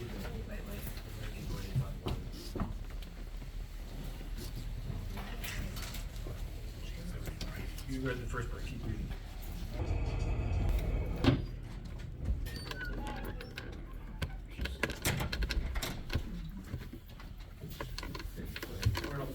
Alright, so can I make a motion to put out an RFP, maybe for 28 days or something, so they would have it in by the next board meeting, I think that's the 28th. I don't know if actually the next people will get returned on that yet.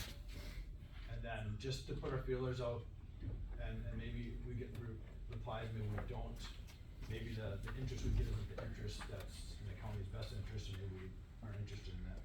So at least see what happens.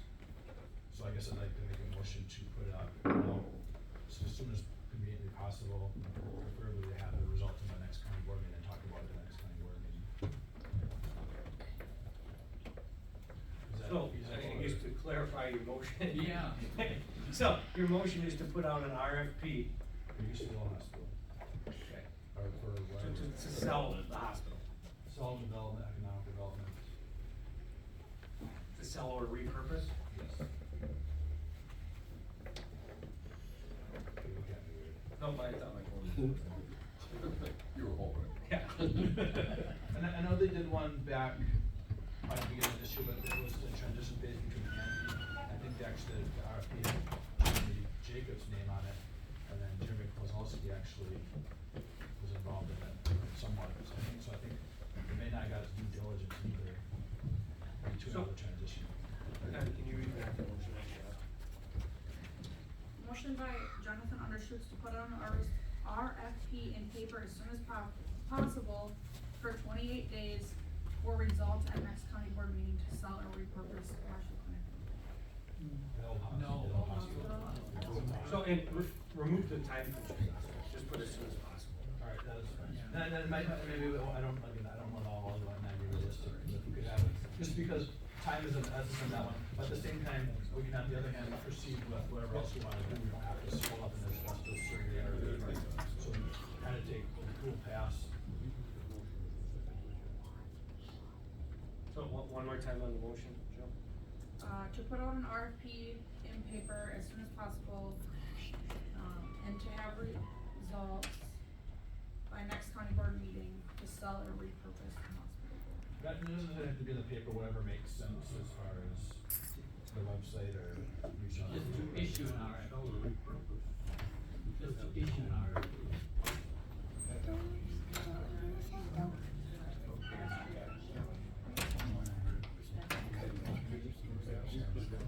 No, his motion is to put on an RFP for the hospital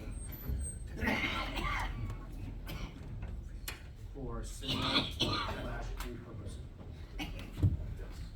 I'll second that. And what was the other thing we did before, if I may ask, or like he referred to, what was the other study we did? Oh, it was for use of as a nursing home, multi-purpose housing with dedicated senior living. I remember that was like in the 30,000 range. Am I wrong on that? I thought it was like the 35,000 range, I thought That was a cost study us. conducted by. That's your Relation Industrial Corporation through the Quickly. architects in Eau Claire. And it was 28,256, I believe. And that was paid out of the line down funds. So all in favor of the motion? Well, wait a minute, so we had a Motion motion by, No, we didn't have a I don't see a second. yeah, and a second by Bill. Yeah, Oh. we did. So that would cover Al's request, Al's I request? believe so. I believe so. And again, the county's interest may not align with the city's interest, but it's worth at least seeing where the chips fall. And I don't think there's any, other than maybe some Ashley's town, which I know is very valuable as well, but, seeing where the chips fall anyways. And maybe there's something we really like, maybe in 30 days or whatever time frame we get back, maybe there's something we just don't like, or maybe there's nothing, and there might be nothing too. But it's, why not at least listen or put it out there, put feelers out there. Rich, how do you want to supply voice? What do you want to? That's up to you, I guess, but that's up to Okay, so then, You can vote now, I guess. well, Let's do it by by voice. vote. Voice vote, okay. Yeah. All in favor? Aye. Opposed? Passed. Majority vote. Okay, then the second closed session on there is not needed, so that concludes, other than announcements. Okay, don't have any announcements. Does anybody else have any announcements? Just that Government Day has been postponed until Tuesday because of the schools being closed for the snow. Tuesday. But there's no county board meeting, just the students are going to come here. I think they missed the last minute. That should include county government. Other business, motion adjourned. Talking that fast, Jerry, you become an auctioneer. All in favor of adjourning, say aye.